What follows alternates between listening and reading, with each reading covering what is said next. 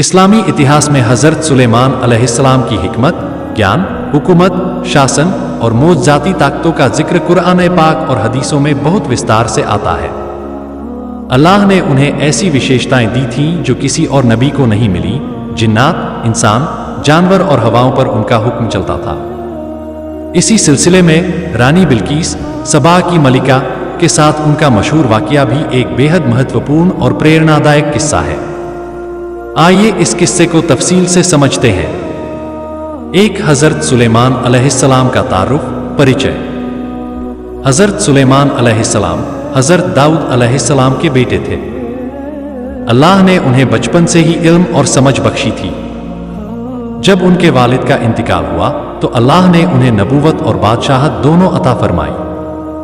उनके दरबार में इंसान, जिन, जानवर, परिंदे और हवाएं शामिल थीं और हर कोई उनके हुक्म का पाबंद था। 2. सबा की रानी बिल्कीस का जिक्र।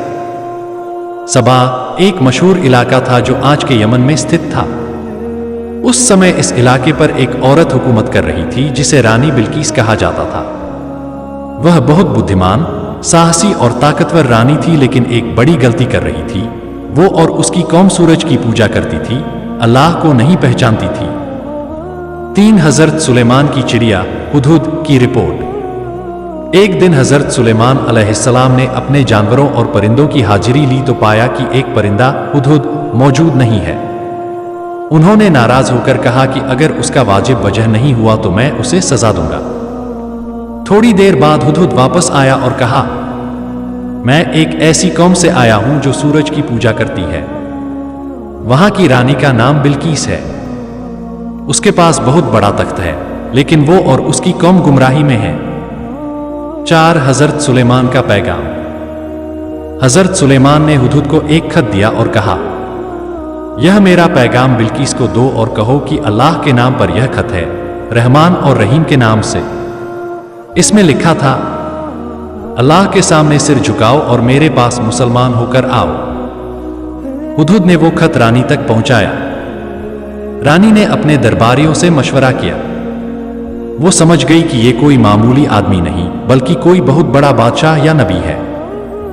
दरबारियों ने सलाह दी कि हम जंग करें, लेकिन रानी ने कहा, जब कोई बादशाह किसी मुल्क में घुसता है तो वहां के अमीरों को जलील करता है, इसलिए जंग से बेहतर है कि हम पहले कुछ तोहफे भेजकर उनका इरादा जानें।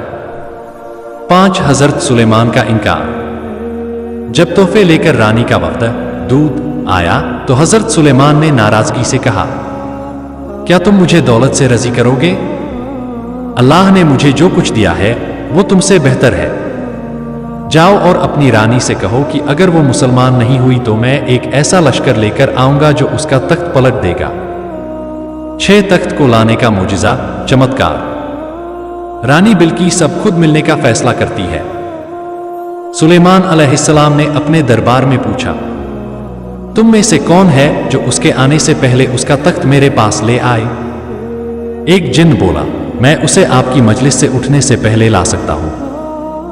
लेकिन एक ऐसा शख्स जिसे किताब का इल्म था बोला, मैं पलक झपकते ही लाकर दिखा सकता हूं। और वाकई अल्लाह के हुक्म से वह तख्त कुछ ही लम्हों में हज़रत सुलेमान के सामने मौजूद था। 7. रानी बिल्कीस की हिदायत।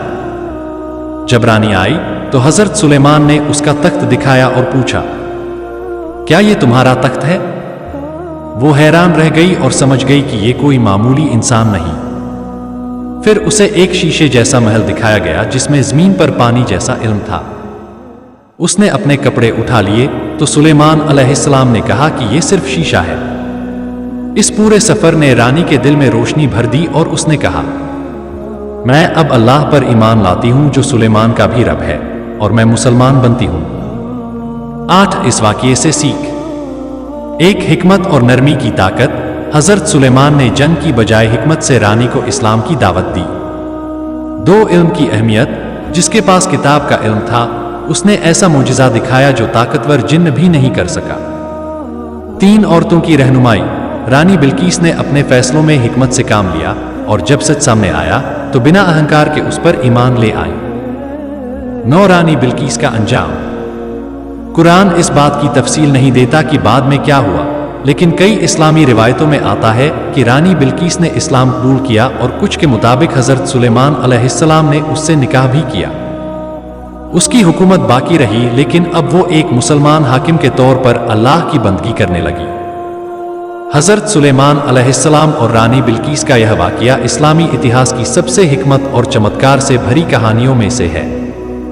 یہ ہمیں سکھاتا ہے کہ علم، حکمت اور اللہ پر یقین سے کیسے بڑے بڑے دل بدلے جا سکتے ہیں۔